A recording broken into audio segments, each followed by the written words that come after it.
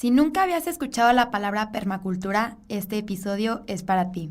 Aprendamos juntos qué es esta ciencia de permacultura y cómo podemos aplicarla en diferentes áreas como el agua, el alimento, la energía, el transporte y hasta nuestros sistemas de bombeo.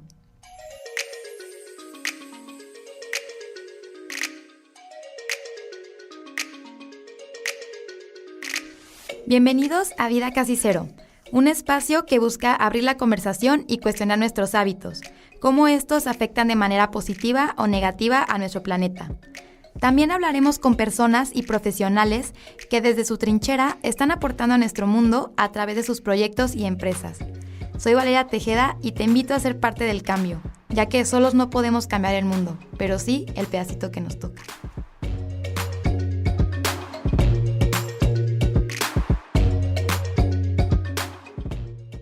Bienvenidos y bienvenidas una vez más a otro jueves de Vida Casi Cero en versión podcast. Antes de presentar a mi invitado del día de hoy, me voy a tomar el tiempo para agradecer al Tecnológico de Monterrey Campus Guadalajara y a Sinapsis Radio, que estas dos figuras hacen posible cada semana el programa. También agradezco a las personas que nos escuchan semana con semana y en especial me estoy metiendo aquí a las métricas y además de México nos escuchan en Estados Unidos y España. En Estados Unidos, por ejemplo, en el estado de Virginia y California, muchísimas gracias. Y en España, en Cataluña y Madrid. También muchas gracias hasta allá. Qué bueno que les esté aportando y gustando este programa. Lo hago con mucho cariño y para que más personas nos involucremos en la cuestión ambiental y tomar acción en pro de nuestro planeta. Ahora sí, aquí tengo en cabina a un invitado que cuando él me sugirió este tema de permacultura que vamos a tratar, se me hizo muy bueno porque sinceramente desconozco lo que es la permacultura. Es una ciencia de la que Esteban Zavala, mi invitado del día de hoy, nos va a platicar muchísimo más. Gracias una vez más por estar aquí, Esteban. Muchísimas gracias por haberme invitado, Valeria. Y pues bueno, para empezar, la permacultura, como bien dijiste, es una ciencia. Muchos lo ven como un estilo de vida. Así por definición significa una cultura permanente, okay. Lo cual mucho empezó por ser agricultura. Sin embargo, pues el creador se dio cuenta que es algo muchísimo más extenso que solamente la agricultura. Te voy a contar yo un poquito cómo fue que yo me involucré en esto porque creo que tiene mucho que ver y al final de cuentas la definición de permacultura siempre va a variar de quien te lo diga, okay. Porque tiene muchas veces ese enfoque de que como es tan diversa, todo el mundo te va a dar la idea que ellos tienen en pro de su contexto, ¿no? O cómo lo vivieron, profesión. Su profesión o su objetivo final al buscar la permacultura. Uh-huh. Yo, por ejemplo, te doy mi definición personal porque yo estudié fuentes renovables de energía, lo cual que para mí es sustentabilidad con un toque social o humanista. Uh-huh. Si te fijas, muchas veces la sustentabilidad solo se basa en los recursos o en ingeniería, por así decirlo. Sí. O sea, sustentabilidad quiere decir que es dar los recursos o satisfacer las necesidades actuales sin comprometer las futuras. Uh-huh. Sin embargo, la permacultura tiene tintes humanistas, económicos o a veces sociales. Ahora, yo hace muchísimo tiempo yo decía que la maestría estaba muy enfocada solamente a ingeniería. Le faltaba todos esos tintes de energía, agricultura, casa, etcétera, etcétera. Por lo cual, yo cuando me empecé a meter más y más en la maestría, cuando me ponían a leer cosas, vi que estábamos en una crisis muchísimo más densa de lo que yo me lo imaginaba, uh-huh. Por lo cual me empecé a poner un poquito ahí medio pesimista. No tan, o sea, catastrófico realmente. Okay. Empezaba a ver ya sí. Un Walking Dead casi prácticamente, uh-huh. Por lo que yo empecé a pensar a mí mismo cómo iba a hacerle yo para mantener mi propia agua y alimento por mí mismo, uh-huh. Por lo cual, si llegase a ver esta escasez, yo ya tenía esa curva de aprendizaje al menos hecha de cómo hacer alimento y no tener esa crisis en mi casa.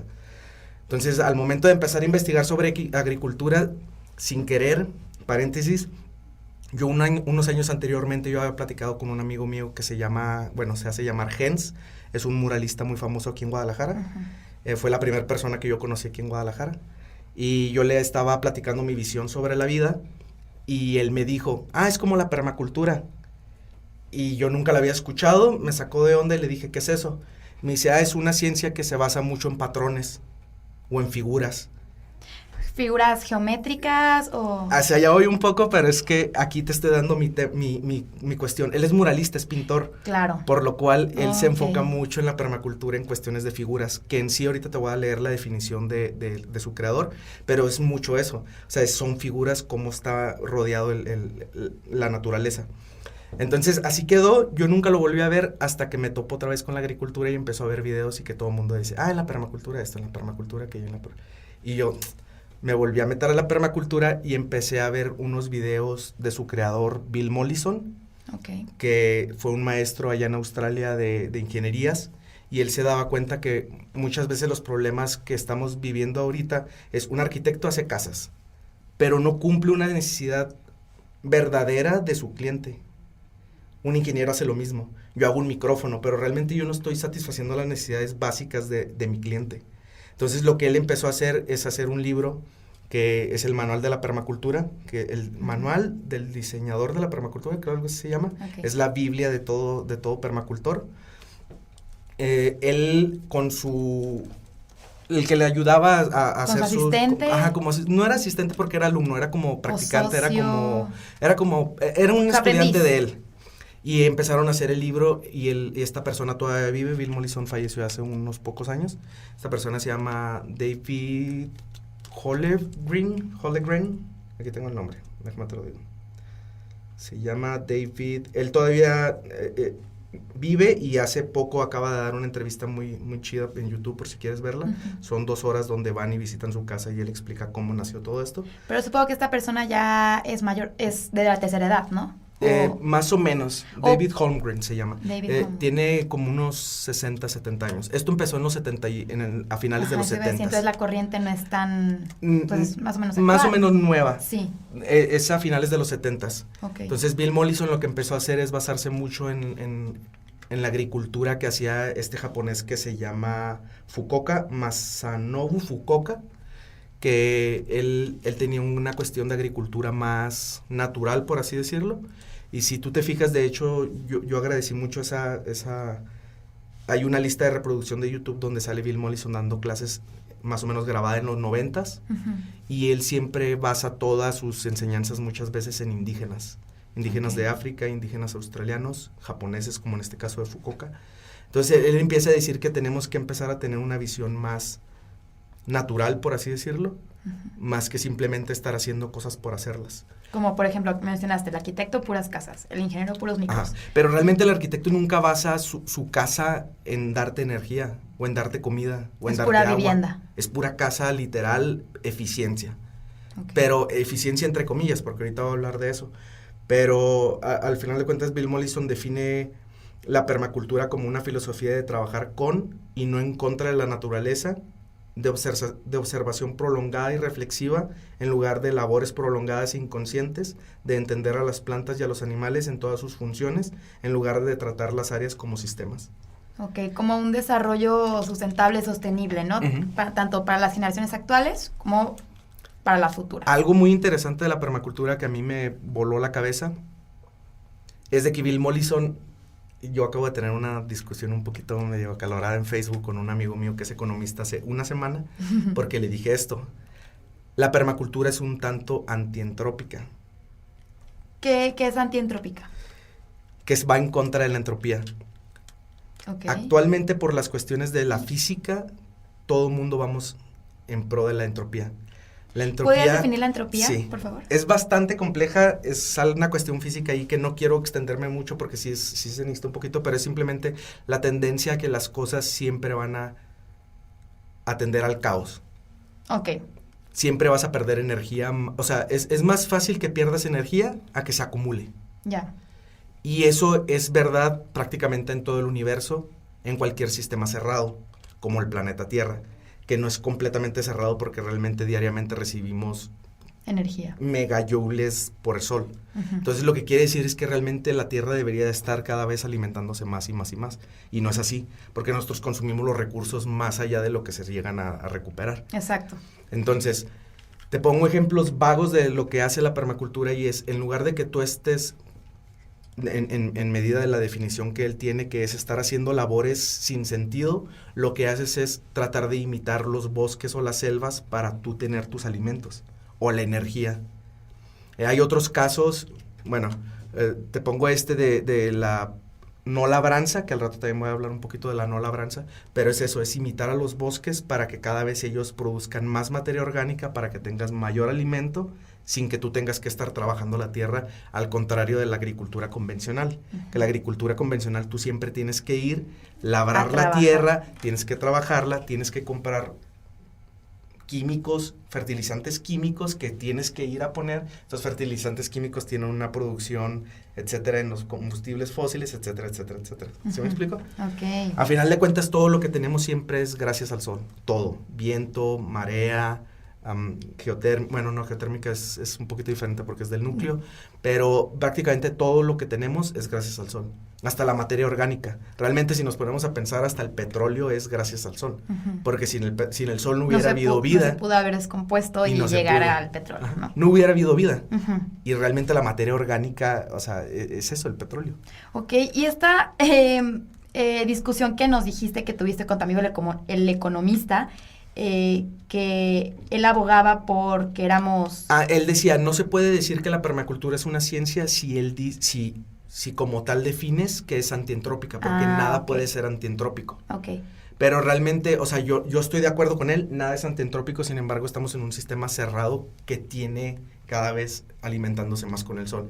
Y es ahí hacia donde va. Realmente la permacultura trata de obtener muchísimo más con menos labores. Ya. Y creo que ese es un poco al punto que va la sustentabilidad, que es realmente la sustentabilidad, y fue donde me atrapó la permacultura. Uh-huh. Sin embargo, vuelvo a lo mismo, la permacultura trata también sistemas sociales. Tiene en el libro, trata varios sistemas sociales. De hecho, yo he platicado con gente de aquí de agroecología yo propuse hace como 2-3 años algo en Zapopan, uh-huh, y me dijeron que ya existía un movimiento muy similar, que es el Parque Agroecológico de Zapopan, aquí arriba donde está, ahí cerca de Santa Esther, Santa Margarita, donde está Peri. Ok. Ahí más o menos está un parque donde hay gente que ya está haciendo agroecología. Uh-huh. Y ahorita estoy platicando con un amigo, César Medina, que él estaba ahí en el agroecológico y ahorita está en Tlajumulco abriendo varios centros de colectivos de agroecología, uh-huh, comunitaria.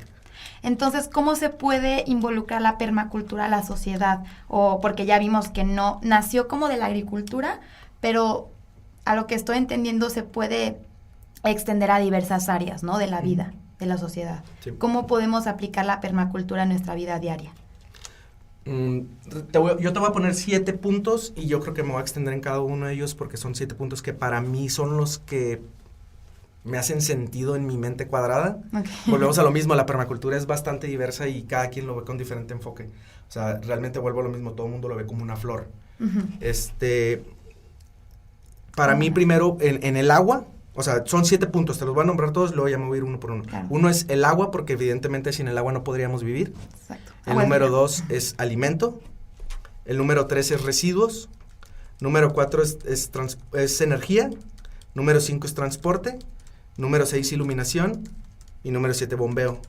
Okay. Que es muy parecido todo. Te voy a poner ejemplos de agua, porque es en lo que ahorita yo estoy enfocando mi carrera, por así uh-huh, decirlo. Realmente estoy enfocado más ahorita cosecha de agua. Es un término que también me llamó bastante la atención, se llama cosecha de agua. Cosecha de agua. Hay 2 corrientes, ahorita lo voy a poner 2 así muy básicas. Uno es un poquito más compleja y a terrenos más grandes, que se le llama terrazas. Las terrazas tú las puedes ver ahorita si te vas a China. Todos los campos de arroz están hechos en terrazas. O sea, son tecnologías que no son no son como tal nuevas, existen desde hace milenios. Son milenarias. Puedes irte a Machu Picchu y también tienen terrazas. ¿Pero cómo son las terrazas? ¿Las podrías explicar más o menos? Cuando tú ves una montaña, uh-huh, lo que pasa muchas veces es de que el agua que llueve se va acumulando mientras más área de volumen tenga. Uh-huh. ¿Sí me explico? Más área de terreno tengas. Claro. Entonces lo que va pasando es de que el agua empieza a agarrar fuerza y te empieza a desbaratar cerros y lo demás, okay, lo que es llamado erosión. Uh-huh. Esta agua nunca más la vamos a volver a ver y lo que está haciendo es destruir nuestro suelo que tardó milenios en formarse. Ahí está el Gran Cañón. Toda esta agua lo que está haciendo es llevarse todos los nutrientes que existen hacia el mar y nunca vamos a aprovechar esa agua. Okay. Entonces, lo que estamos tratando de nosotros hacer con la cosecha de agua es hacer que esta agua se ralentice y se meta a los acuíferos. Para que aproveche todos esos minerales que trae. Esa es una de las cosas. Tú puedes hacer, de hecho hay una técnica que va en la otra parte que es un poco más urbana. Hay es en Edible Acres. Es un canal de YouTube, Acres Comestibles. En YouTube pueden checarlo, a mí me encanta ese canal. Esta persona lo que hace es, arriba de su terreno, hace ciertos como lagunitas chiquitas donde él sabe que va a llegar primeramente el agua para detenerla y que no arrase con sus tierras, y lo que hace es hacer composta cerca de donde está eso. Lo que va a pasar es de que al final de cuentas el agua va a empezar a absorberse por debajo y la misma composta, los nutrientes los va a ir dando abajo. Okay. Entonces, al momento de que el agua empieza a correr por todo su terreno, ya tiene ciertos nutrientes. O igual lo pasa enseguida de sus gallineros, donde sus gallineros él ya sabe que está haciendo composta con la caca de las gallinas. Entonces, son técnicas, digo, mientras más ondas en la permacultura existen, o sea, cada quien puede meterle su toque personal y nunca acabas, ¿me explico? Pero bueno, esas son las terrazas. A final de cuentas es evitar la erosión que tiene las montañas. Entonces, lo que tú haces es poner una línea, se le llama líneas de nivel en español, creo. Okay. En inglés se llama contour lines, como contorno, pues, líneas de contorno. Lo que haces es trazar una misma línea que tenga el mismo nivel. Si tú te fijas, el agua siempre se va a ir al lugar donde esté más abajo. Sí, claro, va a seguir un canal. Hacia donde vaya el punto más bajo. Y eso se aplica para todo, o sea, la electricidad va donde haya menos presión, todo. El aire va donde haya menos presión, etcétera, etcétera. Entonces, lo que tú haces con el agua es fijar una línea al mismo nivel por todo el terreno. Lo que va a hacer es de que el agua, en lugar de irse por un punto, se va a distribuir hasta en los puntos en los que no existe esa, ¿cómo puedo decirlo? Donde casi no existe agua, porque esa agua en esos puntos que te estoy diciendo, el punto B, por así decirlo, el agua corre rápidamente hacia abajo. Pero tú cuando trazas estas líneas de A, que es donde viene el río, hacia el B, que es un tope de una montaña, están al mismo nivel. Y las vas distribuyendo. Y las vas distribuyendo a lo que tú quieras. Curiosamente, bueno, estas tres corrientes que te estoy platicando, que son terrazas, swales, S-W-A-L-E, que en español se traduce más o menos, no tiene traducción específica, pero se le llama zanjas de infiltración. Y la que se le llama keyline, que es línea clave. Las tres más o menos usan el mismo principio de donde venga el agua más rápido, lo que tú tienes que hacer es trazar una línea al mismo nivel para repartir el agua en muchísimo más terreno. Lo que va a hacer esto es de que el agua, por la misma gravedad, va a tratar de irse hacia abajo de la tierra, reduciendo la evaporación. Y tú al final de la terraza empiezas a poner árboles frutales o empiezas a poner vegetación. En este caso existen... Para que lo absorban el agua. Así es, para que la fijen en la tierra. Y ellos mismos se van a beneficiar una barrera de eso. Natural también. Exactamente, porque al final de cuentas, con el tiempo, mientras más árboles tú tengas, más fijan la tierra. Entonces, evita la erosión. Ahora, te voy a poner otros ejemplos. El vetiver, que vi que en México existe una más o menos endémica que es el carrizo, y todas estas que son como pastizales muy así, tienen raíces muy profundas. Lo que hacen es de que van a agarrar toda esta agua y la van a mantener ahí hasta en este pedazo. Exacto. De hecho, toda el agua esa llega a puntos en los que se llena, la tierra es como una esponja. Una vez llena, lo que va a empezar a hacer es sacar el agua por abajo, que son los ojos de manantiales que solemos conocer. Pero lo que tú estás haciendo es, en lugar de que el agua se mantenga arriba y erosione, tú la estás mandando hacia abajo a los acuíferos. Y lo que hace es que haya más vegetación, que evita la transevaporación. ¿Sí me explico? Sí. Pero todo un ciclo. Las terrazas son más o menos esos, y son más o menos como escalones, como si pusieras en un cerro escalones al mismo nivel. Los swales es algo muy parecido, pero es como una S acostada. Lo que haces es un mini hoyo para que el agua caiga y luego haces un bordito hacia arriba. Para que ya no pueda pasar el agua. Exacto. Y ahí en esa lomita tú pones los árboles. No sé si tú recuerdas un video que estuvo circulando mucho en Facebook hace como 2 años, donde es un video como japonés, que ponen 2 cubetas. Una sin plantitas y otra con planta y les ponen... Y el agua, ¿no? Ajá, que les avientan que el agua. Que en una sale toda, pues, turbia, sucia, y en otra sale transparente. Exacto. Que da a entender que es agua limpia. Es exactamente eso. O sea, tú cuando avientas el agua, lo que está pasando si no tienes árboles, lo que pasó en San Gabriel, que ahorita también quiero platicar de eso en cuestión de agricultura. Disculpen que me rodeé demasiado y creo que esa es una de las razones por las cuales yo amé la permacultura, y es que es un enjambre, es todo todo tiene que ver con el todo, ¿me explico? Sí. O sea, realmente... No, y somos un todo, o sea, estamos todos conectados. Exacto, y muchas veces tratamos de nosotros separarlo. El biólogo es esto, el ingeniero hace esto. Es lo que decía al comienzo. Todo tiene que ver con todo, y yo creo que eso es algo que a mí me gustaba mucho. Me decía un amigo, ¿por qué no te enfocas? Y le digo, es que la sustentabilidad no nomás es energía, güey. O sea, la sustentabilidad viene en el todo. Pero bueno, a lo que voy con esto es de que cuando tú avientas el agua, se le llama escorrentía. Lo que pasa es que se acumula tanta agua, y como esa tierra está tan infértil, no absorbe el agua. Lo que termina siendo, corre, como cuando en las calles, o sea, eso se le llama escorrentía, y termina llevándose todos esos nutrientes, que es lo que el agua turbia tuviste, es la tierra con toda esa agua, y nada se alcanza a infiltrar. Si te fijas, son gotitas las que se alcanzan a infiltrar. Sin embargo, cuando tú pones plantas, las plantas crean materia orgánica, que de hecho yo encontré una tesis muy, muy chida, no me acuerdo si es en Senegal o un país por allá, donde demostraron que el tener árboles o materia orgánica en los ríos beneficia la infiltración hacia los mantos acuíferos, que es algo demasiado obvio, pero en un mundo tan, entre comillas, científico, tienes que siempre dar artículos y dar tesis. O sea, no lo puedes tomar por hecho. Ajá, pero, o sea, tú le dices es un académico, y el académico, ¿en dónde dice? ¿En qué estudio? Cuando es algo lógico, ¿me explico? De hecho, yo ahorita también estoy desde hace como un año en tratando de cambiar una ley internacional en el Consejo Internacional de Límites y Aguas en Ciudad Juárez. Yo soy de Ciudad Juárez, porque talan los árboles y limpian absolutamente todo el río 2 veces al año. Y cuando yo empecé a buscar proveedores para cotizar, hacer zancas de infiltración y hacer gabions en el río, me dijiste, vato, no te lo van a aceptar, güey. Porque por leyes internacionales no puedes tener nada que obstruya el paso del río. Entonces, ahora que vuelvo a ir en marzo a Juárez, quiero ir al paso y hablar con las personas del paso, del mismo consejo internacional, pero del paso, para empezar a reforestar el río. Juárez, yo creo que Juárez y el DF van a ser de las primeras ciudades, por ser de las ciudades más grandes, en quedarse sin agua para el 2030. Sí, me habías mencionado. Y es algo muy preocupante, y yo no tengo tanta información como para decir si sí va a pasar en esas ciudades. Yo sé que nos va a tocar a nuestra generación lidiar con esta escasez de agua, y pues tenemos que hacer cosas para remediarlo, ¿no? O por lo menos aplazarlo un poco más. Mitigarlo, eso.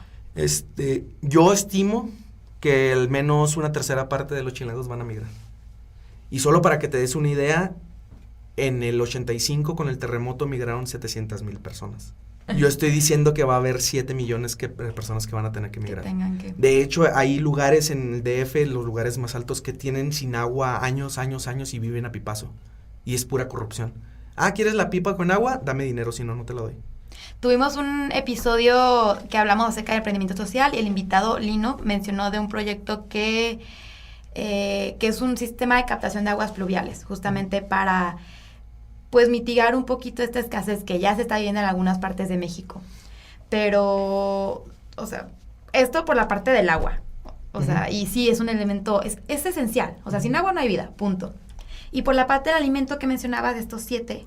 Sí, antes de terminar, son gaviones, los que te dije, es terrazas, swales y keyline. Keyline lo hizo un minero en Australia, de hecho Bill Mollison es de Australia, y él se basó mucho en sus técnicas ellos movían ríos completos para utilizarlos en minería, por lo que esta persona creó un libro que se llama Agua para todas las granjas, bueno, en inglés, pero lo que él establece es esta que se llama línea clave, lo cual, en lugar de hacer todas estas modificaciones en el terreno como las terrazas y los swales, es más gentle, es más gentil con la tierra. Lo que hace es simplemente como navajear la tierra. Como un suaje. Ajá. La haces nada más como un rengloncito. Sí. Y lo que a veces muchas veces haces es sembrar fijadores de nitrógeno. O pastizales o así. Aquí en Guadalajara, según yo, vive la persona o el exponente, el máximo exponente de Keyline en México, se llama Humberto Moro. Al menos sé que tiene su sede aquí en Guadalajara, no sé si sea aquí. Tiene proyectos muy chidos, también igual búsquenlo en YouTube, Humberto Moro. Y de las otras captaciones más normales, a lo mejor tú hablabas de estas que captan la niebla en las montañas. Eso estaría muy interesante, también. Eso existe en Perú. Sí. Pero ese ya es otro tipo de tecnología un poquito más ingenieril, ¿no? Yo aquí en mi casa tengo igual todo el agua que cae de los techos, los mando a tampos de 200 litros, de allá a la lavadora, de la lavadora a otra donde es para trapear y para regar. Como yo uso lejía de ceniza, pues es potasio, entonces no hay ningún problema con detergentes. Trampas de aguas grises para lavar trastes y para orinar. Lo que haces básicamente ahí puedes utilizar, hablaba del vetiver, del carrizo, y me faltó la consuelda rusa, que tan sirve mucho para eso. Realmente yo he visto personas que dicen que mandarle la orina a la consuelda rusa es directa, no hay ningún problema. Sin embargo, a mí me gusta mandarlo con el agua de lavarte las manos para que no esté tan concentrado. Pero dicen que la consuelda rusa sí la aguanta. Entonces, es una manera de tratamiento de aguas grises. El vetiver que te platicaba es también fitorremediador, que se utiliza para aguas grises. Por ejemplo, todos los drenajes de las ciudades lo que se hacen es terminan yendo a un lugar donde se medio tratan para poder volverla a incorporar con los ríos. Entonces, el vetiver también se sirve para eso, o utilizas simplemente plantas acuáticas. Yo en mi casa lo que hago es eso, es trampa de grasa, plantas acuáticas, bueno, sólidos, remueve sólidos, y luego plantas acuáticas, y luego al final lo mandas ya a cualquier lugar para regar. Para regar. Okay. Entonces eso todavía reduce muchísimo más la cuestión. Voy a dar plática de esto en Juárez el 20 de marzo en Ciudad Juárez y 21 en Samalayuca. La mayoría del agua de Ciudad Juárez, el 80-85% se va en agricultura, por lo que yo creo que es necesario cambiar la agricultura. Por este porcentaje. Es muchísimo. Exacto, es muchísimo. Y luego más porque es desierto. Entonces la mayoría del agua se evapora y estas personas lo que hacen es, básicamente lo que hacen es agricultura convencional. Avientan el agua simplemente arriba y es un gran problema porque en lugar de tú utilizar el mulch, ¿sí sabes lo que es el mulch? Sí. El acolchado. Retiene muchísimo mejor humedad. Aparte es materia orgánica, es como un bosque en el bosque. Sí, se ve, bueno, aquí en Bosque Urbano, no sé si te ha tocado oír, pues los arbolitos tienen justamente eso para captación de humedad, y yo he visto en algunos parques públicos que también lo tienen. Tiene poco que empezó a implementarse y me dio bastante gusto. De hecho, también sirve para evitar las, entre comillas, malas hierbas. Platicando con una amiga, su esposo trabaja en CFE, y le dan mantenimiento a antenas y cosas así alejadas. Y muchas veces lo que pasa es que cierta fauna se mete a las cabinas y se electrocutan. No sé si has visto fotitos de lagartijas y ratones y así. Entonces, una de las propuestas que yo les puse y que están empezando a implementar es, en lugar de ir y podar mes con mes para evitar tanta fauna, lo que están haciendo ahora es cortan, lo hacen mulch y lo ponen.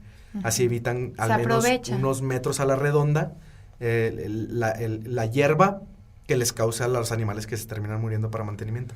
Entonces, vuelvo a lo mismo, es otra manera de cómo utilizar la permacultura. En un sector que no se pensaría que se pudiera utilizar, exacto, ¿verdad? Que no tiene nada que ver. Okay. En alimento, lo que te digo, muchas veces el problema es de que nosotros estamos extrayendo minerales. O sea, sí, aparte. Es decir, más de lo que requerimos. Aparte. También, porque se desperdicia muchísima comida. Estados Unidos sería el tercer país más contaminante solo por la comida que desperdicia. O sea, el desperdicio de comida en Estados Unidos sería el tercer país más contaminante, solo por eso. Entonces, cuando vienen y me dicen, es que se necesitan los transgénicos porque van a solucionar el problema del hambre. O sea, el problema no es ese.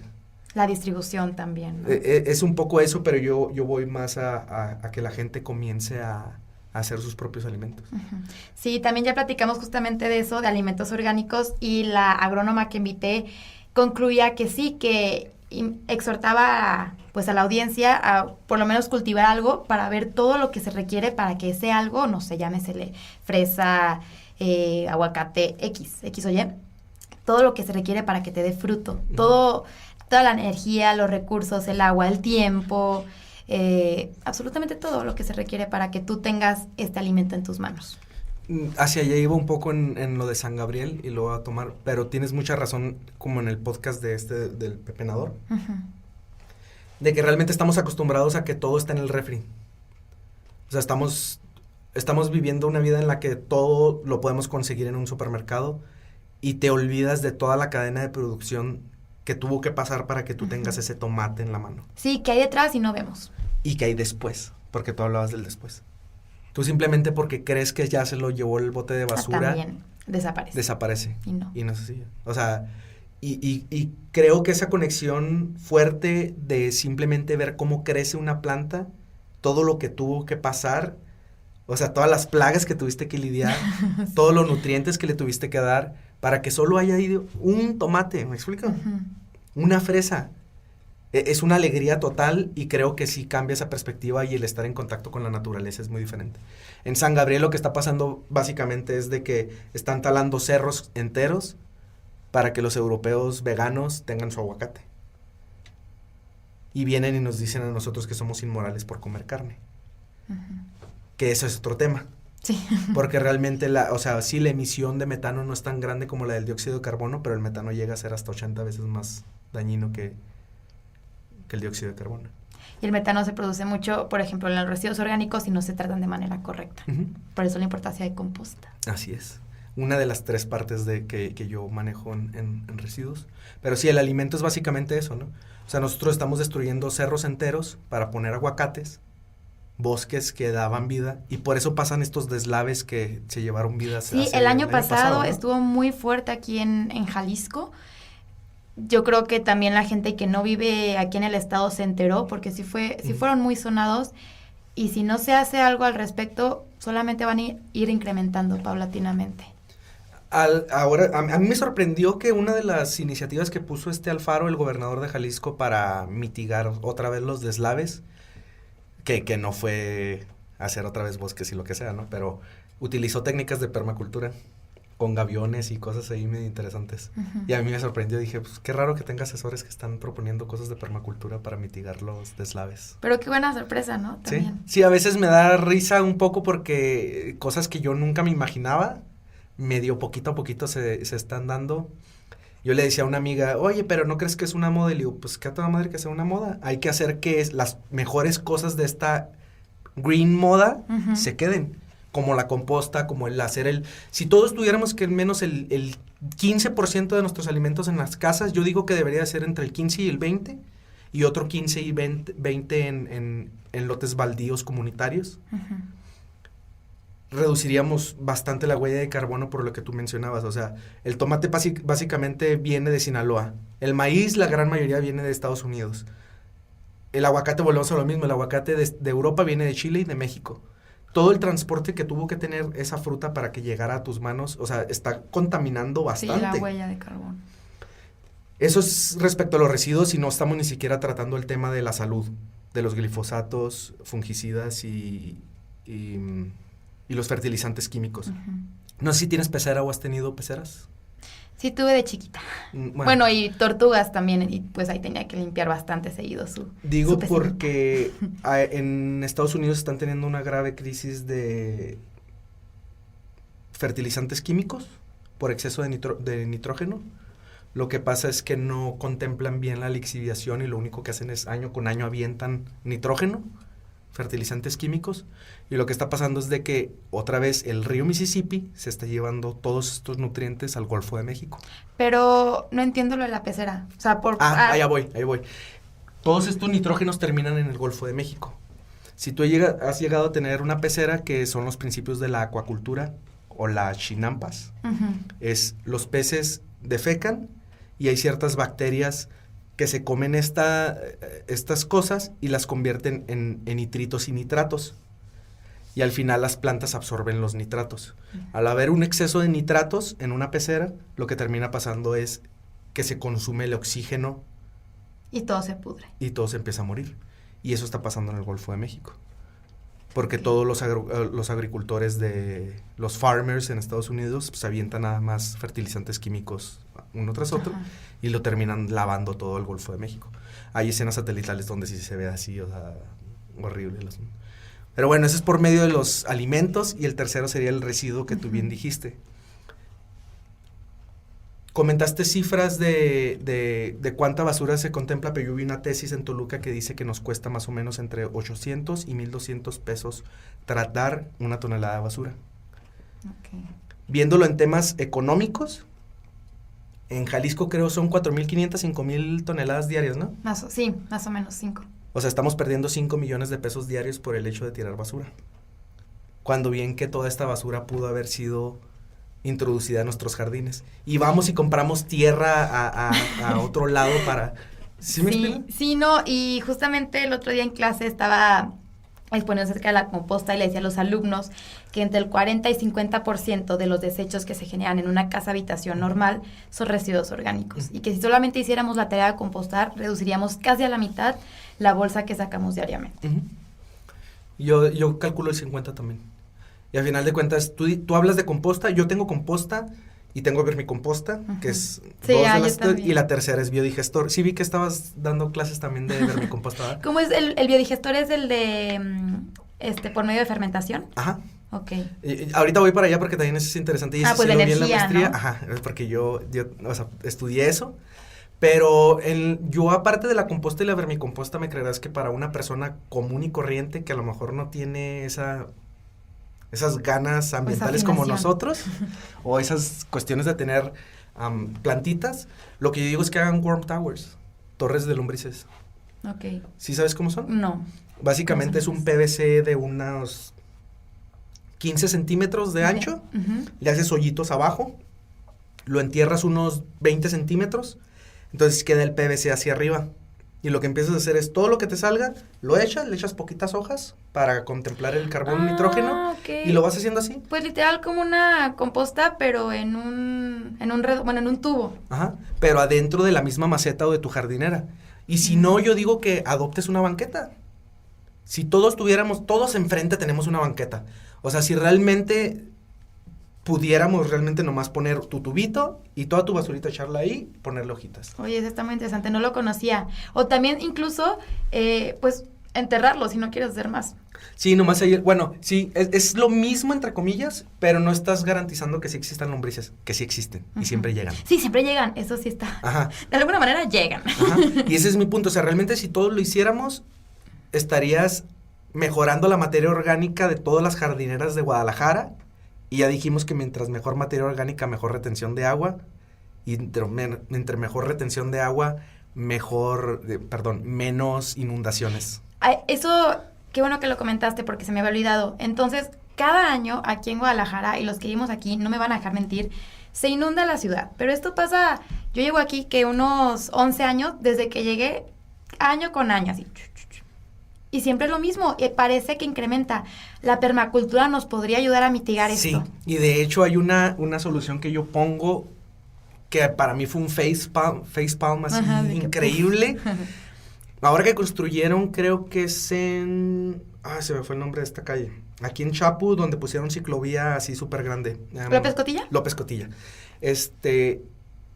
Esa es una súper mega técnica de cosecha de agua. Creo que, chéquense, hay una lista de reproducción súper buena. A mí me encanta, de la Universidad de Oregon, sobre permacultura urbana. Este vato tiene 2 videos, uno sobre Arizona, o sea, el lugar de los más feos de desierto. Y tiene con agricultura urbana unas cosas increíbles con el solo hecho de golpear la banqueta para que el agua entre a las jardineras. ¿Y en López Cotilla qué hicieron? ¿Algo similar? Es un failspan, porque lo hicieron, pero lo hicieron para arriba. O sea, pusieron el macetero 50 centímetros de altura. Lo que debes de hacer es hacer el macetero 50 centímetros hacia abajo. Ok. Es que para los que no son de aquí, López Cotilla es pues una calle, pues de Chapultepec, es ¿cómo lo describo? Un lugar donde hay bares, donde hay mercaditos. Será como la Roma en el DF, ajá. Posiblemente, porque si hay gente que nos escucha ahí.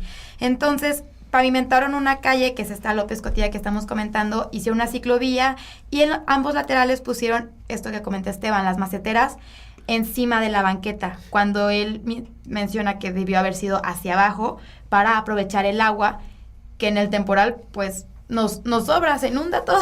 Entiendo entre comillas la razón por la cual lo hicieron hacia arriba y es para que no atropellen a los ciclistas, pero es lo mismo, o sea, puedes poner rocas grandes o puedes poner algo bonito, ¿sí me explico? Jardinero o lo que sea. Y te pongo el ejemplo porque ¿conoces el Parque Libertad? Está aquí en Lázaro Cárdenas y casi Ferrocarril. Ahí donde está la siderúrgica. Creo que no. Volvieron a excavar un mega lago. Si alguien me escucha en Ciudad Juárez, es el equivalente al Parque Central, o sea, lo único... ¿cuál es la solución? Haz un mega hoyo. En lugar de realmente dividir el problema poquito a poquito. Si en cada esquina, y esa es para mí una solución doble, como permacultura que es, el problema siempre es la solución. En cada esquina, estos vatos que se estacionan a menos de 6 metros, que por vialidad no deberían, están obstruyendo la vista, lo que deberías de hacer es un círculo, o bueno... como un espacio de carro, hacia abajo como te estoy planteando. Como hundido. Le pones un medio jardín con fijadores de nitrógeno o plantas bonitas de aquí, y lo que hace es que el agua cada vez que llegue, primero se va a llenar esto, va a absorber lo que tenga que absorber, y se va a la siguiente calle, y así, calle con calle, y vas a resolver el problema de que la gente se estacione en las esquinas y no deje ver y haga tanto choque en Guadalajara. Esa es una de las cosas. Ay, también, pero aquí en Guadalajara... no sabemos conducir.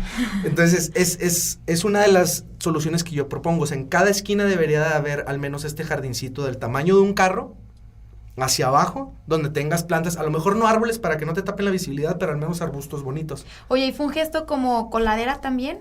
Sí, de hecho, tú lo que podrías hacer es, a cierta altura, de hecho en Arizona, gracias a esta persona de Oregon que te estoy diciendo, ya lo hicieron ley. Ahora todas las calles, y creo también acaban de subir un video hace un mes, donde explican cómo el gobierno ya lo está haciendo.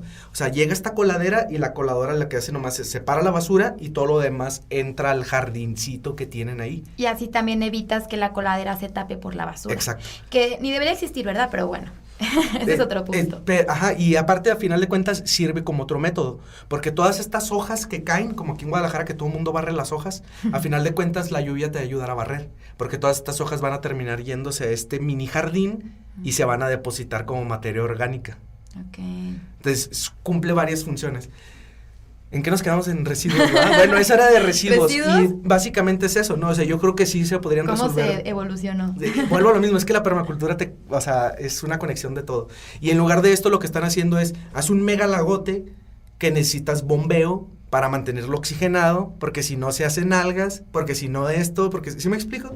En lugar de realmente hacer una función que te está solucionando varios problemas a la vez, con menos costo. Okay. Y a final de cuentas tú dices, oye, este proyecto creo que les costó, no sé, millones y millones y millones y millones de pesos, cuando te puedes aventar una colonia, las colonias más afectadas, y nomás te avientas 10 puntos estratégicos donde tú sabes que se estanca el agua. Y a partir de ahí evalúas qué tanto funciona, qué es lo que debe cambiarse, y lo vuelves a implementar en otra colonia. Con modificaciones, con mejoras y así eventualmente. La Junta Municipal de Agua se la vive haciendo desastres en toda la ciudad. O sea, yo vi acá en Ciapa, donde llevo a mi niña a la guardería, y otra vez acaban de tumbar todas las banquetas y las reconstruyeron. Aprovecha estos mantenimientos. En lugar de realmente hacerlo como siempre lo has hecho, vuelve a hacerlo, pero ahora con esta nueva estructura. Y lo vas haciendo. Con el plan de mantenimiento los vas mejorando. ¿Sí me explico? Sí. Y te mejora la cuestión del drenaje. Okay. ¿En qué nos quedamos? Energía. Sí, energía. Decíamos de energía, del biodigestor. Eso. El biodigestor, esa es otra opción que yo tengo. Yo tengo 2 perros, una perra gigante, dice mi esposa que es del tamaño del expiatorio. Tengo una pitbull de 40 kilos, entonces han de ver los residuos que produzco. Realmente yo en mi casa yo creo que reduje el 85% de mis residuos, el otro 10 son los excrementos de mis perros, y el 5 pues otras cosas que de repente no se pueden evitar. Entonces, mi solución hacia eso son los biodigestores. Es esto y los papeles de baño, para mí. Por lo que yo ya tengo diseñado, nomás me falta el espacio. Ese es uno de los problemas de las casas, que volvemos a lo mismo. Los arquitectos no están cumpliendo con las necesidades básicas de nosotros. Deberíamos de tener un espacio para compostar, para biodigestar, para baños secos, para todas estas cosas. Entonces, la cuestión es un simple tambo de 200 litros.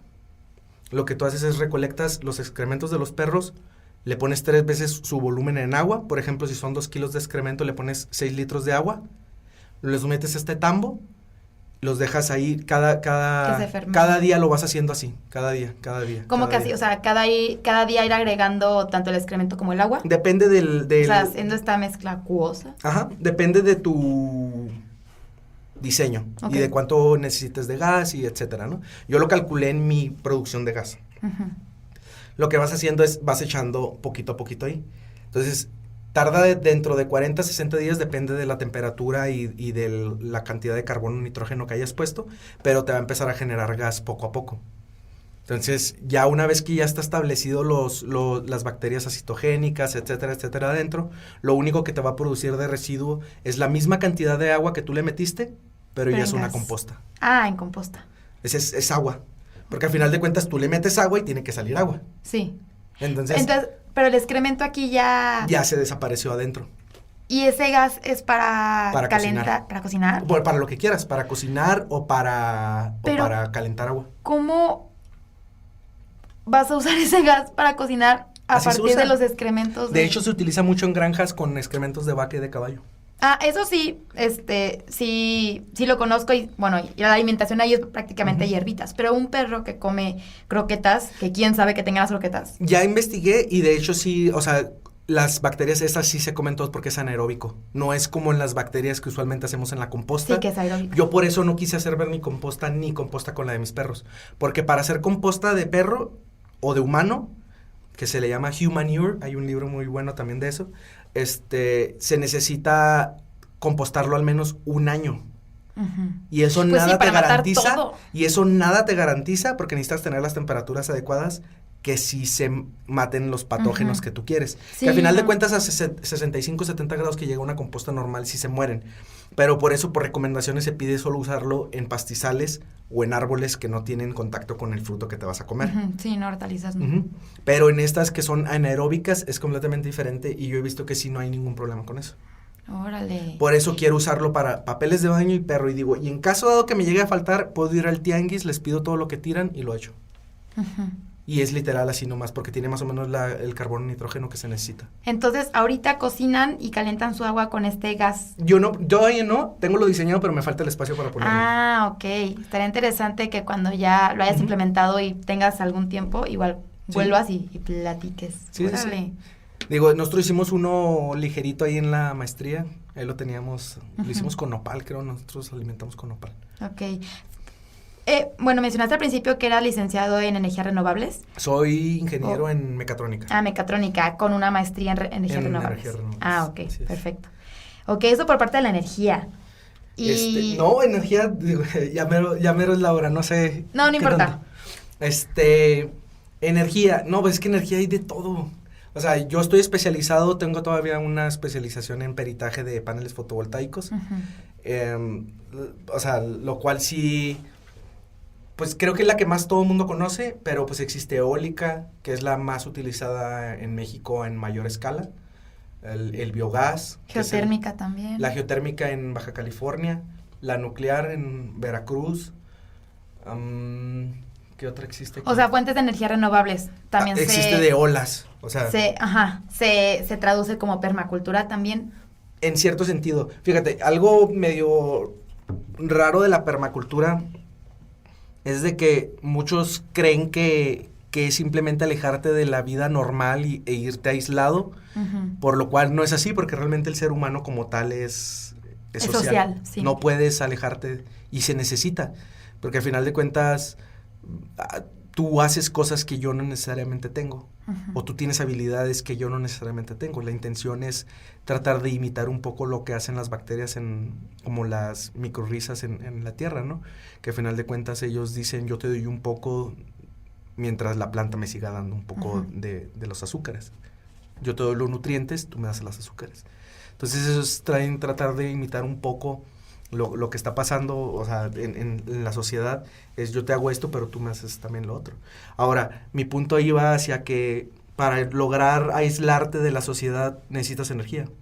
Y para generar energía, ya sea eólica, solar, geotérmica, yo creo que básicamente todas, necesitas aparatos electrónicos. Y básicamente todo necesita computadoras y celulares.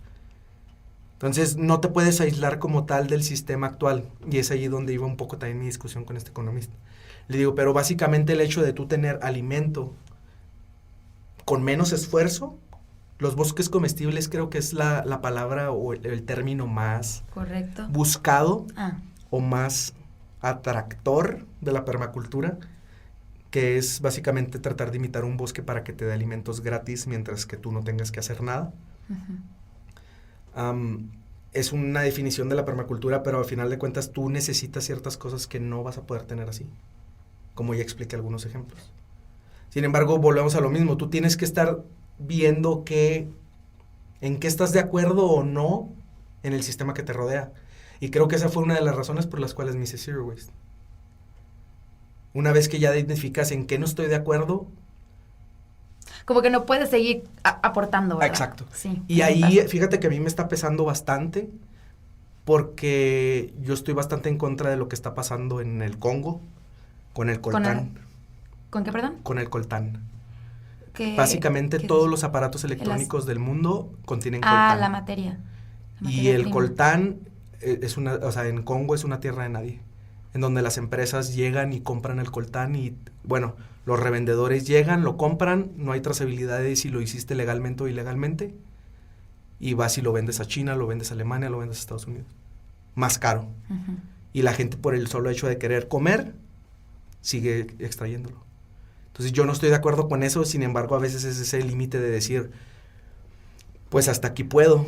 ¿Sí me explico? Sí, exacto. La verdad, por más que querramos, y justamente también el primer episodio del podcast fue de ecoansiedad, y traje a la que fue mi psicóloga, que yo en terapia traté este tema con ella y quise exponerlo porque no creo que soy la única que pasa por esto, entonces quería exponer lo que ella mencionaba como profesional, y al final se concluye que pues no podemos hacer todo, por más que querramos. O sea, enfocarnos en lo que sí podemos, en lo que sí está a nuestro alcance y hacer lo mejor que podamos, porque si no, no vamos a salir de ese hoyo que solos nos creamos. Y la verdad es que es algo que me tengo que recordar casi diario. Es bastante frustrante porque, pues sí, no lo podemos decir nosotros dos, pero realmente las personas que están consumiendo todos los recursos, que es el primer mundo, van a seguir haciéndolo.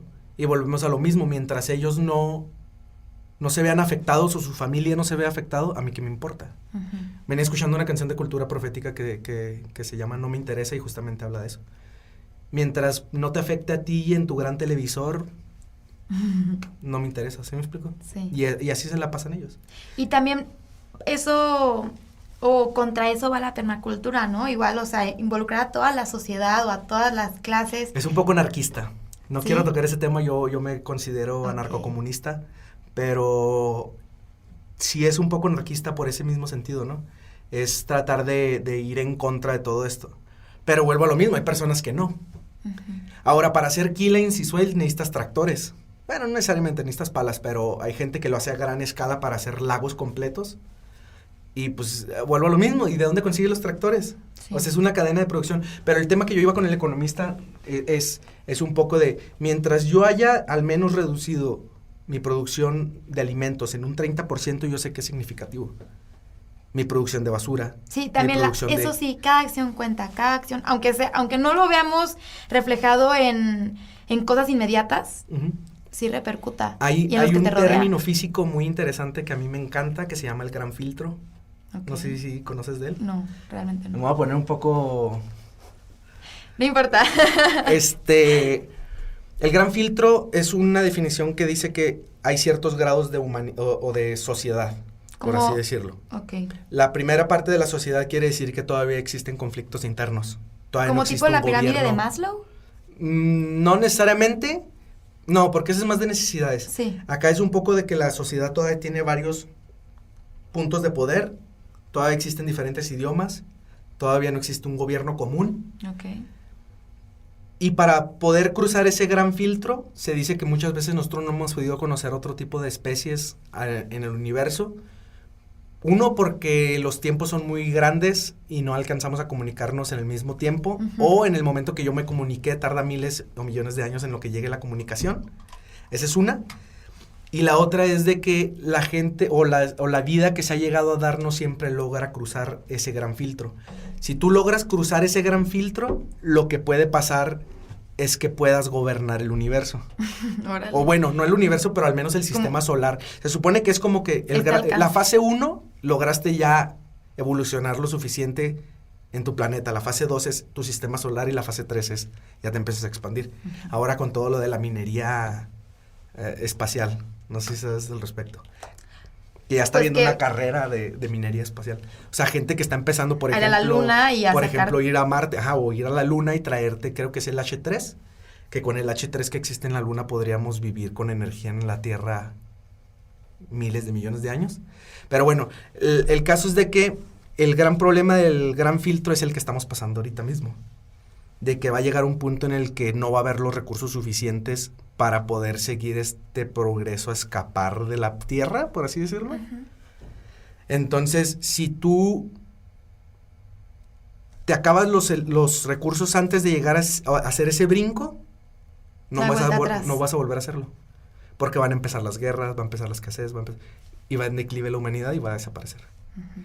Entonces, todo este tipo de acciones que tú estás haciendo un poco o que estamos tratando de hacer que la gran mayoría lo hagamos, por ejemplo, si tú reduces el alimento, si tú reduces la energía que utilizas, si tú reduces el consumo de agua, llegas a ese punto de probablemente, ¿no has visto estas tablas donde es como un country per capita index de CO2? La emisión de CO2 per cápita, pero es como que cuántos planetas necesita. Sí, la huella ecológica, exacto. ¿Cuántos planetas se requiere para que tú como individuo, tú como país, mantengas el estilo de vida que actualmente tienes? Ajá. Entonces, por ejemplo. En la mayoría es más de uno. Por ejemplo, Estados Unidos necesita entre 4, 5 hasta 7, como ¿no? 5, ajá. O sea, yo me pongo a pensar, imagínate, México creo que es 2.5 o 3.2, no recuerdo. Es una fracción, sí. Es como 2.5, 2.8. Ponle. Imagínate. Y 40, 50 millones de mexicanos viven en pobreza. ¿Cómo estamos viviendo los que no estamos, o sea, ¿sí me explico? Sí, justamente también en clase hicimos ese ejercicio y hubo un alumno que, no voy a decir nombres obviamente, pero que le salieron 7 planetas. No. Y me preguntaron, ay, ¿ha sido la persona con más planetas que le ha tocado? Y yo, sí, yeah, porque no me había tocado ver tanto. Pero, o sea, todavía creo en Abu Dhabi o no sé dónde, son 12 o Emiratos Árabes. Sí, tienen el footprintcalculator.org, que tiene un mapa justamente del año pasado, 2019, que te dice, bueno, ahí el día de sobregiro del planeta, que significa que por país, en tal fecha se agotaron los recursos que tenían disponible. Supongo que era ese, hacia ¿no? allá voy. Y los países de primer mundo, Alemania, bueno, todos los europeos, estaban justamente no pasaban del primer semestre, o sea, desde enero hasta marzo, abril, uh-huh, se agotaban sus recursos. Entonces, mi punto hacia allá va. Si tú logras reducir todas estas cuestiones, lo que vas a hacer es que ese índice se llegue a ser positivo, ¿me explico? Uh-huh. Sí, o que termine por lo menos el año que ya tendría que ser. Que sea sustentable, ¿me explico? Sí. O sea, hay ciertas cosas que no podemos dejar de tener porque ya somos una humanidad avanzada, tecnológica, lo que quieras, pero al menos llegar a ese punto de decir, o sea, ya pasé, ya estoy de este lado, ¿sí me explico? Uh-huh. Hacia allá iba. Ahora, lo que causa también la permacultura es de que en estos lugares en donde no existe, entre comillas, nada, por ejemplo en la Sierra Tarahumara donde la gente se está muriendo de hambre, ahí me encantaría, yo tengo clavado desde hace tiempo, quiero ir a dar curso con los yaquis y los tarahumaras para demostrarles que se puede vivir en un terreno y en los cerros. Imagínate que los tarahumaras comenzaron a hacer terrazas y con los climas de menos 40, menos 45 que viven allá ellos. Sí, son muy fríos. O sea, imagínate, la permacultura tiene cuestiones de, por ejemplo, en casas, las casas siempre se hacen en base a lo que tú tienes disponible en tu lugar. Por ejemplo, yo mi casa aquí en Guadalajara quisiera comprarme algún terreno, aparte de la casa que ya tengo urbana, que estoy modificando para demostrar que a una casa de fraccionamiento normal la puedes hacer off-grid, uh-huh, que lo estoy haciendo, yo creo que un 60% de la fase, pero quiero hacer otra desde cero, y lo primero que voy a hacer llegando es plantar bambú. Ok, esto porque crece muy rápido, ¿no? Exacto. No sé si has llegado a ir al sureste de Asia. No he tenido la oportunidad. La gran mayoría de las casas y de los hoteles están hechos de bambú, porque todo es de bambú. Entonces, de esta misma manera, por ejemplo, en los desiertos podrías hacer, no recuerdo el nombre ahorita de cómo es, pero son tipo concreto, pero de arena. Entonces, haces paredes de arena. Entonces, siempre se utilizan los materiales que tienes. Pero, por ejemplo, en este punto, obviamente, el bambú no es endémico. Ahí, ¿cómo se maneja? En México tienen 10 especies endémicas de bambú. ¿Ah, sí? Sí. Ay, no conocía, fíjate. Es que, bueno, creo que también para los que nos escuchan, obviamente, pues piensas bambú y piensas en China, Asia. Ajá. Órale, no sabía eso. Sí, existen 10. Está muy interesante. De hecho, yo suelo traerme para mis cuestiones de captación pluvial, bambú de Veracruz, Oljami. Ok, órale. Sí, está medio... Está interesante. Pero digo, la cuestión es utilizar lo que tienes alrededor. Eso. Y volvemos a lo mismo, tratar de hacer las cosas a como te las está dando la naturaleza. Por ejemplo, algo que está bastante incorrecto es de que todas las casas en el hemisferio norte deberían de estar volteando al sur. Por la cuestión de la energía. Porque entonces, se sobrecalienta. Se jactan de que hacen casas muy bonitas y todo, pero ni siquiera están orientadas al sur. Las ventanas, uno de iluminación que ahorita hablábamos, tiene que ir orientada al sur. La energía, por ejemplo, ciertas ventanas y techos tienen que ir orientados a que en el invierno entre todo el sol. Sí, claro, para calentar y que no se requiera energía extra. Exacto. Ok. Los materiales que utilizas. Por ejemplo, yo tengo esa idea loca, es un poco parecido, pero cambio los materiales que se calienten cuando llegue el sol en invierno, pero están puestos en una forma muy horizontal. Cuando el sol baja, que es más horizontal, no sé si se habían dado cuenta que en diciembre el sol es más horizontal. Entonces, el sol va a entrar por las ventanas y va a calentar esas piedras que tú tengas en ciertas posiciones en la casa. Eso sin contar los invernaderos.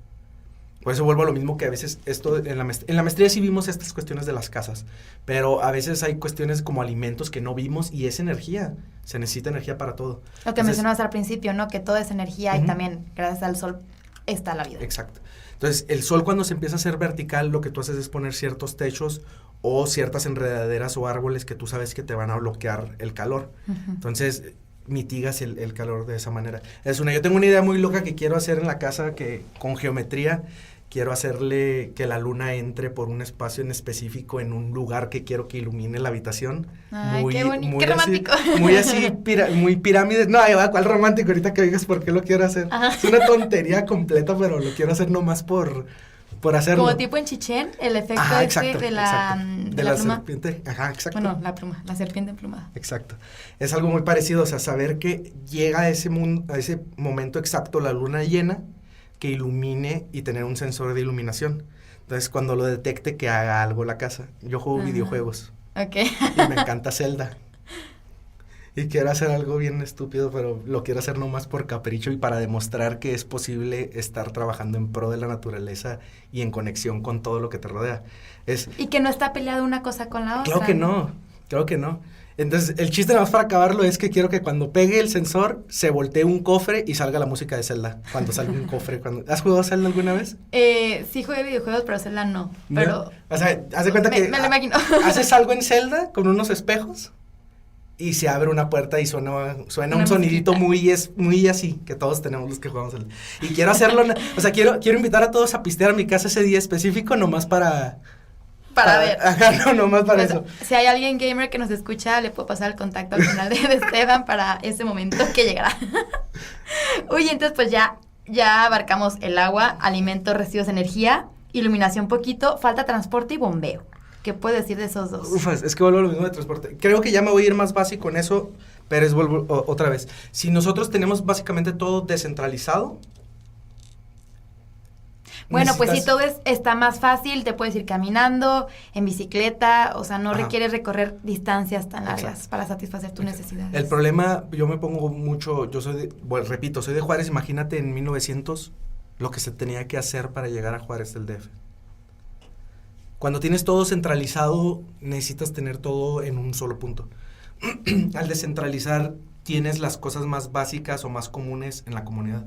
Y ahí es un poco donde empieza yo voy al tianguis, yo voy a la tiendita de la esquina, yo voy a la cremería, yo te intercambio esto por esto. Y no necesitas tantas cosas de Wish, de Amazon, y reduces toda la cuestión del transporte. Ahora, transporte debería de ser siempre masivo. Y aquí en Guadalajara no existe eso, porque le damos prioridad Al automóvil, al particular. En Houston, yo voy seguido a Houston por el trabajo, o sea, es la ciudad con más carros per cápita. Y no existe metro. O sea, es increíble por qué no existe metro en la ciudad, en el país con uno de los países más habitados y más tecnológicos. No existe. Uh-huh. Ahora, volviendo a la permacultura y Bill Mollison, en uno de esos videos que platica de energías renovables, él habla que con un riachuelo, él puede hacer aire comprimido. ¿Cómo? Y él ahí hace el diseño, pero básicamente lo que haces es mandar el agua a una... No necesariamente.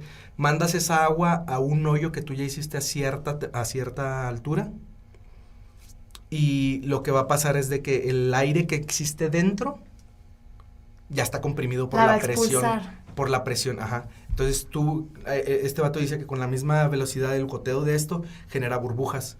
Y estas burbujas lo que van a hacer es irse a esa cueva que hiciste muy subterránea y es el aire comprimido. Uh-huh. Y este aire comprimido tú ya lo puedes utilizar, por ejemplo, no me acuerdo si es Dinamarca o Noruega, Suecia, no recuerdo qué país, tiene un vehículo con aire comprimido. Ahora, una de las cosas más, volviendo a la entropía, es de que el vehículo utiliza, o sea, el 30%, 38% los más eficientes del motor, y lo demás se hace en la combustión. Se pierde en calor, como el foco, como todo lo que tengamos, ¿no? Como es aire comprimido, por la presión está frío, lo cual reduce la fricción en todas las cuestiones móviles del motor. Uh-huh. Y la emisión que tiene es aire, frío.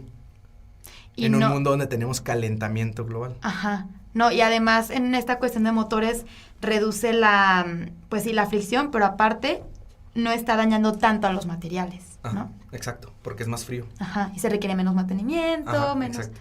Que vuelvo a lo mismo, no estás tomando en cuenta, yo trabajé 7, 8 años en la industria automotriz y yo creo que esa fue una de las razones por las que me salí. O sea, para llegar a hacer algo, lo haces extraes los materiales en África. Lo mandas a China, haces un sensor, lo mandas a México, haces un arnés, lo mandas a Alemania, haces no sé qué, lo regresas a México, ya terminas una parte grande, lo vuelves a mandar a Mercedes-Benz, una vez que ya terminan el carro, te lo vuelven a mandar a México. Imagínate todo lo que se tuvo que hacer nomás para tener un carro. Yo pongo mucho ese ejemplo, y ha salido varias veces en el podcast, pero es que es increíble a veces el hecho de esto. Yo me acabo de comprar una máquina para cortarme el cabello, uh-huh, manual. ¿No las has visto? No. Y me decía mi esposa, pero ya tienes una. Y le digo, sí, y lo chido es que tengo, creo, 12 años con ella. Pero va a llegar un punto en el que se va a descomponer. Ajá. ¿Y qué voy a hacer con ella?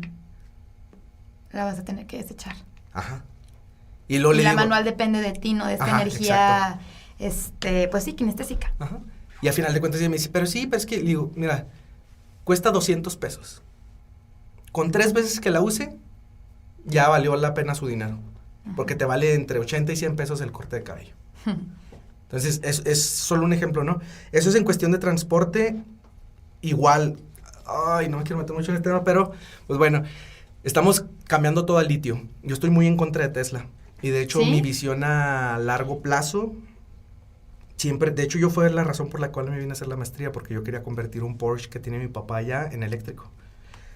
Para poder hacer el carro que se necesita. La extracción de litio también afecta, es minería. Sí, he escuchado también, tengo pensado, más al rato vamos a grabar acerca de paneles solares y quiero abordar justamente ese tema con la persona que voy a traer, porque sí he escuchado que, o sea, sí, perfecto, usas la energía solar para, transformar la energía eléctrica, pero obviamente tienen una vida útil estos paneles, ¿no? Uh-huh. ¿Qué va a pasar después? De 25 a 30 años. En Europa, actualmente todavía no existe ese ciclo, por así decirlo. En Europa ya se está empezando a dar y está empezando a haber recolección. En México todavía no. Entonces, obviamente la extracción de litio sí es muy... También es muy dañina. No quiero tocar mucho el tema porque lo vas a tocar con otra persona, por eso no me quiero meter mucho. Pero, a final de cuentas, sí es menos contaminante a largo plazo. Que la producción de combustible. Porque al final de cuentas, el 40-50% de la energía eléctrica en México se sigue haciendo por ciclo combinado, que es petróleo o gas con algunas otras cosas, con hidroeléctrica. Pero sigue siendo contaminante. Entonces, los paneles sí son muchísimo menos contaminantes. Te digo, te llegan a durar hasta 30 años. Pero a ver, tienes que sacar el silicio. Y el silicio proviene de las arenas. ¿Nos vamos a acabar las arenas? ¿Sabías que uno ya está en peligro de extinción? ¿La arena? Sí, había escuchado algo así. En India ya existen mafias que se roban agua de arena de río para venderla. O sea, imagínate, vivimos en la concrete jungle, en todos lados. Y para hacer concreto necesitas arena. Y para hacer las casas necesitas arena. Y usualmente por la cuestión de la figura de la arena, solamente sirve las de río. Bueno, es mejor. Yo pensaba, o sea, arena yo pensaba mar, justamente, y no, y la de río. Es mejor la de río o la de las dunas. Por ejemplo, en Juárez, muchos se han estado quejando, ya tiene años, que denuncian que se roban la arena para llevarse a la Sonora a modificarla. Uh-huh. Ahora, volviendo al tema que te decía que somos muy hipócritas, es porque vino un amigo de Juárez, estábamos en una carne asada, y me decía, oye, güey, pero la mina, que esto y aquello. Le digo, sí, pero estás muy chingón y tienes tus cosas. Sí, claro. O sea, mientras no pase a tu patio, te vale lo que esté pasando, güey. Y así somos hipócritas. O sea, mientras no pase en mi casa o en mi país, no me importa. Uh-huh. En cuestión de energía, ¿qué más? Eólica, pues en México existe mucho por el istmo, este cambio de presiones entre un mar y otro. Como sabemos, el Atlántico es más cálido que el Pacífico. Entonces genera esta corriente de aire que genera lo eólico. Uh-huh. En Baja California hubo un apagón porque la geotermia explotó ahí no sé qué tanto y se quedó todo el... Ahora, vuelvo a lo mismo de la descentralización. Si todo el mundo tuviéramos nuestros backups o así, no necesitarías estar produciendo tanta energía a masa que se pierde en el cableado, que se pierde bastante porcentaje en el cableado. Okay. De iluminación, pues ya más o menos te di varios ejemplos. O sea, por ejemplo, cuando el sol cae o la luna llena. Eso. Puedes hacerlo así. Ciertos materiales que utilizas también dentro. El juego con los colores. Yo tenía una idea muy loca en la carrera de utilizar como fibra de vidrio y solamente utilizar un LED para toda la casa. Para que iluminara toda. Ajá. O sea, pones cierto tipo de fibra de vidrio en todos los lugares donde tú quieres. Para que deje pasar la luz. Ajá. Okay. Entonces, como es un solo material, tú nomás prendes un solo foco para todos y ya manualmente lo cerrarías. ¿Y de bombeo, que ya es el último? Volvemos un poco al tema volvemos un poco al tema del agua. Es mejor, y eso pasa mucho, de que tú recolectas el agua en el punto más bajo. Uh-huh. Entonces tú necesitas bombeo para subirlo. Entonces, si realmente tú utilizaras la permacultura, todos estos cerros los harías arriba de las montañas y lo utilizarías la gravedad para mover todo esto. Entonces, todos estos que mencioné al comienzo trabajan mucho con eso. O sea, realmente lo que tú haces es dirigir el agua como tú quieres y pausarla y mantenerla y regar todo lo que tengas que regar. Ahora que fui a Puebla, voy a sacar video próximamente, yo creo, de eso. Tienen sistemas muy parecidos así. Haz de cuenta que tienen en las calles como cisternas gigantes y tienen mangueras, así literal mangueras que van a ciertas casas. Entonces me dice mi compa que es un rollo porque cuando llueve bastante se genera una presión muy grande en las mangueras que truenan y a veces se empieza a desperdiciar agua. Pero digo, es un mecanismo que puede ser mejorable. Estaría interesante ver bien cómo lo manejan y trabajar en un proyecto así. Pero vuelvo a lo mismo, al descentralizar tú todo, si tú tuvieras tu captación de agua, por ejemplo, yo uso 8 metros cúbicos de agua al mes más o menos, que se puede reducir todavía más si cambio los baños a baños secos. Estos metros cúbicos lo que haces es, en Guadalajara llueve yo creo que cada 3 meses, ¿no? Yo creo que el periodo más largo de sequía... El temporal empieza como en mayo, más o menos. Yo creo que el periodo más largo es como 3-4 meses, que es de enero a mayo, creo. Enero-junio, porque en junio es cuando empieza. Son 4 meses. Uh-huh. Entonces, tu captación de agua lo que tienes que hacer es máximo, ese 8 por 4. Pero al final de cuentas llueve casi todo el año y lo llenas. O sea, yo he estado bien metido acá que te digo que en Arizona y personas que hacen captación de allá y ellos guardan así de 75,000 galones. O sea, 250,000 litros de agua porque nomás llueve una vez al año. Uh-huh. O sea, es así impresionante. Pero vuelvo a lo mismo, si tú descentralizas el consumo de agua, se necesita menos bombeo y menos drenaje. Y menos energía también. Y menos energía para poder mantener las bombas activas. Ahora vuelvo a lo mismo del drenaje, porque el drenaje va mucho con el bombeo y son los baños secos. Sí, en un episodio también que invité a Lili, que saludos a ella, que habló acerca de la maternidad consciente. Ella vive en una... siempre se me va el nombre. Una RV y tienen baño seco ahí. Y nos explicó más o menos cómo funcionaba. Y sí, o sea, al final su esposo se encarga de hacer la composta necesaria o de tratar los residuos que se generan. Ahora vuelvo a lo mismo, puedes meterlo al biodigestor.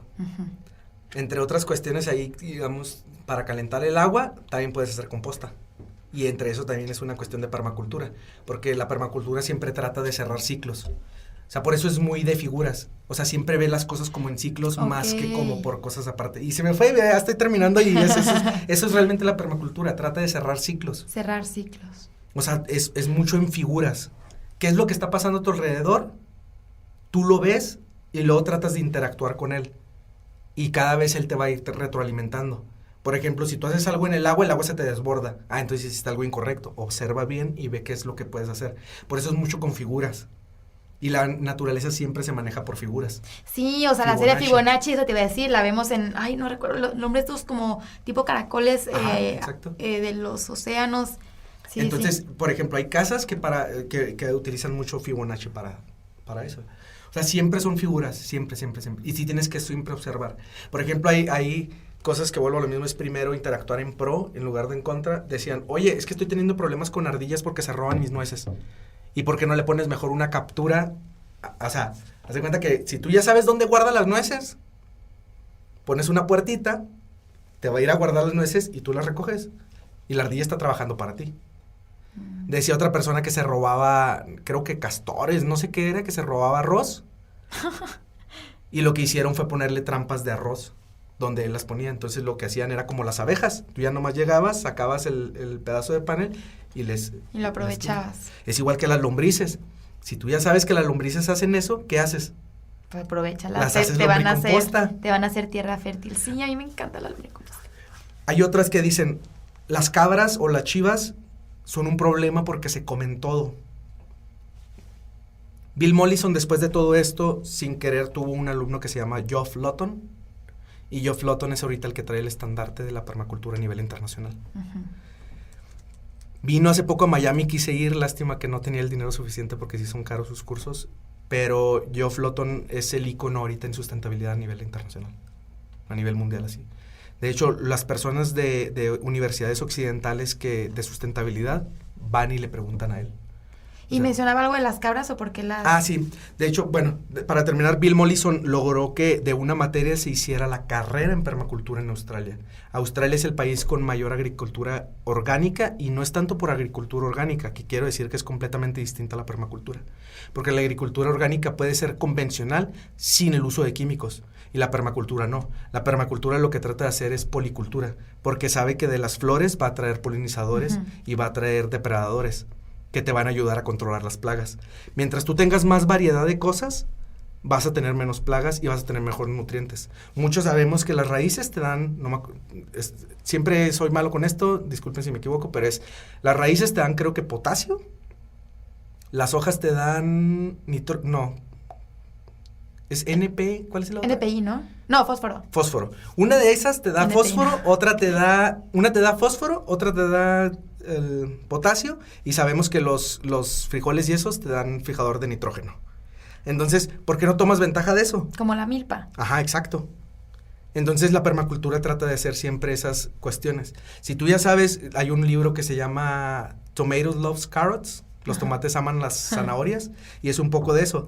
O sea, siempre trata de ir con eso, ¿me explico? Siempre trata de hacer policultura, siempre trata de ir en pro de la naturaleza en lugar de en contra. Entonces, ya después lograron hacer la universidad y Bill le dejó ya el estandarte a Geoff. Y Geoff, en uno de sus temas que habla sobre las cabras, porque yo estaba haciendo un diseño de permacultura en una granja que tiene ahí una persona y tenía cabras. Y volvemos a lo mismo, el problema es la solución.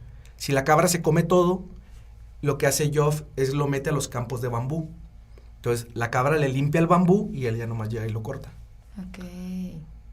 Entonces ya no tiene que andar sacando, pues al final, al cabo, el producto final es el bambú y no lo tiene que andar limpiando todo lo demás. Las cabras lo hacen. Sí, porque no sé si te has fijado que el bambú saca como ramitas. Sí, en la parte de abajo. Entonces, tú tienes que cortar el bambú y cortar las ramitas. Entonces, la cabra los limpia, les encantan, o las vacas, y tú ya nomás lo cortas. Y vuelvo a lo mismo, yo he calculado más o menos como 20 actividades económicas en una granja de permacultura. Aproximadamente 20. Y tú que estás en lombricompuesta, sabes qué tan cara es la lombricomposta y qué tan cara es vender lombrices como tal. Las crianzas. O sea, la gente no se da cuenta de realmente todo el dinero que están perdiendo por no hacer las cosas en biodiversidad. Ahora, hay un ejemplo, no sé si sabías que los plátanos que se comían en 1900 ya no existen. Y va a pasar lo mismo. No. Los plátanos que conocemos ¿la semilla? No, los plátanos. Ajá. No van a existir. Esos plátanos que comemos ahorita usualmente nosotros ya no van a existir. ¿Por qué? Los plátanos son muy propensos a un cierto tipo de hongo y te digo, ya pasó como en 1910, 1920. Y como el plátano es como un clon de sí mismo, no sé si te has fijado que realmente es poco los que hacen por semilla, casi siempre haces un tipo esqueje, o sea, le quitas la raíz y lo vuelves a poner en otro lado. Entonces lo que pasa es que como todos son el mismo, si le llega a pasar algo a uno, le pasa a todos. La permacultura, vuelvo a lo mismo, que es diferente al monocultivo, porque la permacultura tiene de todo. Entonces, si te llega a pasar por X razón, que es muy raro porque existe un ecosistema que se está defendiendo a sí mismo, solo te daña una cosa, no la producción de kilómetros y kilómetros, como el caso del plátano. Pasó que cayó un hongo y por cuestión de transportes empezaron a propagar este hongo y se murieron. Y los mató a todos. A todos. Entonces eligieron al siguiente plátano que era muy similar y que era bueno para el transporte. Porque no sé si te has fijado que realmente nosotros consumimos solamente 2 tipos de tomates. Creo que es el bola y el saladet. No lo había escuchado, el saladet. El bola sí, pero el saladet. Bueno, son 2, el que es como redondito y el que es más redondito y el que es como huevo. Okay. Y son los únicos que consumimos porque son los buenos para el transporte. Todos los demás, o sea, existen amarillos, yo tengo negros, existen verdes, existen como 170, 150 especies de tomate y solamente consumimos 2. Y los consumimos nada más porque son buenos para el transporte. Entonces, si también te quieres meter en esta cuestión de permacultura, velo también hasta por tu salud. Mientras más variedad de colores, más sí, nutrición. También. Sí, y me encanta porque estamos tomando puntos que en otros episodios también ya vimos, pero está padrísimo porque, pues sí, o sea, involucra todo. Y justamente en el episodio de la dieta ideal que invité a la nutrióloga, ella dijo, exacto, que si tu plato entre más colorido, muchísimo mejor, porque le estás aportando más nutrientes a tu cuerpo. Ahora, ustedes, si ya platicamos que cierto tipo de plantas siempre proveen cierto tipo de nutrientes, ¿qué es mejor, tener plantas que están metiéndole nutrientes a la tierra y es más variado en tu tomate solo? ¿O uno donde siempre es lo mismo? Aunque no utilices fertilizantes químicos. ¿Sí me explico la diferencia? Y muchas veces en permacultura lo que se hace es de que tú siembras una vez y dejas que los pájaros lleguen y se los coman para que ellos lo siembren. Te pongo, por ejemplo, el silvopastoreo. O sea, tú pones las terrazas estas que te dije y en medio de las terrazas mandas a las vacas. Entonces las vacas te van cortando lo que tengas en medio que no quieres tener, las hierbas que no quieres tener. Y pones ciertos alimentos como avena, trigo, vetiver, el girasol mexicano que es buenísimo. Los pones a los lados, entonces las vacas van a pasar y se van a alimentar variadito. Y la popó va a ser el fertilizante. Popó, pero espérame, porque todavía llegan las gallinas atrás. Ok. A los 2-3 días mandas a las gallinas. La larva de la mosca ya llegó al excremento. Se las va a comer. Y en lugar de que tú recoger la caca y desbaratarla y separarlo o hacer la composta, la gallina va a llegar. Porque va a buscar esas larvitas. Exacto. ¿No? Y va a distribuir la popoya sequita, la compostita. ¿No has visto cómo trabaja la gallina que llega y...? Sí. Entonces va a llegar la gallina y en lugar de que tú tengas que desmenuzar la caca, la gallina lo va a hacer por ti. Entonces llega, se come la larva y va a desbaratar. Uno de los beneficios es de que si la vaca ya llegó, va a tirar a lo mejor semillas de todo lo que tú tenías. Por ejemplo, alfalfa es muy buena porque es muy buen fijador de nitrógeno. Yo quería poner en mi casa, se llama... se me fue el nombre, esa flor me encanta y no la he podido conseguir. Pero bueno, es el segundo fijador de nitrógeno después de la alfalfa. Y va a llegar la gallina y si encuentra semillas, sin querer se las va a comer. O bueno, queriendo. Y muchas veces pasa que se va directo. Sí, la expulsa. Ajá. Y está haciéndote las bolitas esas que se hicieron muy famosas de... Bolitas de semilla. Ajá. Y al final de cuentas le está dando los nutrientes a la semilla para que alcance a germinar y tú ya no tienes que sembrar otra vez. ¿Sí me explico? Sí, y está cerrando ciclo. Claro. Está cerrando ciclos. Oye, una de las últimas preguntas que tenía y que me comentaste, oye, eso que...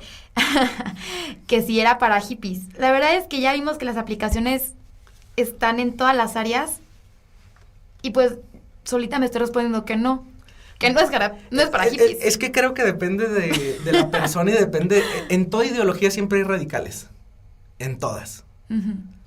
O sea, siempre vas a ver una persona que se va completamente al extremo, así de, yo voy a vivir solo y nadie nada.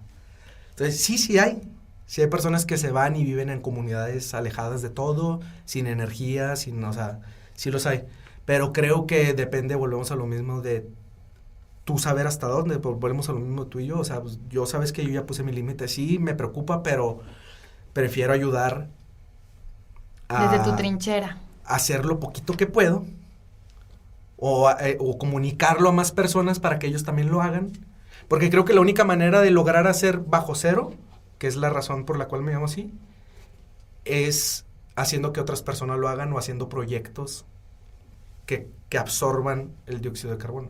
No, y justamente también por eso nace este proyecto del podcast, porque yo consumía muchos podcasts y en inglés hay bastantes de temas ambientales y en español no había. Dije, pues, ¿por qué no empezarlo? Y justamente quiero llegar a más personas con diferentes mensajes como el tuyo, como el de los alimentos orgánicos, como el de Via Johnson de la Gurú de Zero Waste, etc. Y esta es la finalidad. Ahora, entre eso que acabas de decir, y me voy a ver muy nacionalista, cosa que no lo soy, los argentinos, españoles y en parte los colombianos nos están empezando a ganar en cuestión de contenido, ¿eh?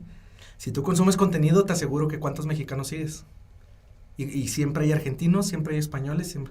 Los mexicanos estamos quedando atrás y creo que somos de las... Somos muy creativos, deberíamos aprovecharlo. Iba a decir especie, pero sí somos de los más creativos. Es que somos extremadamente creativos. Sí, la neta, sí, la sangre, la creatividad nos corre por las venas. Entonces yo creo que debíamos de aprovechar esa gran biodiversidad que tenemos de culturas, porque somos roce de tantas cosas que creo que nos han llenado muy, muy chido de ideas. Uh-huh.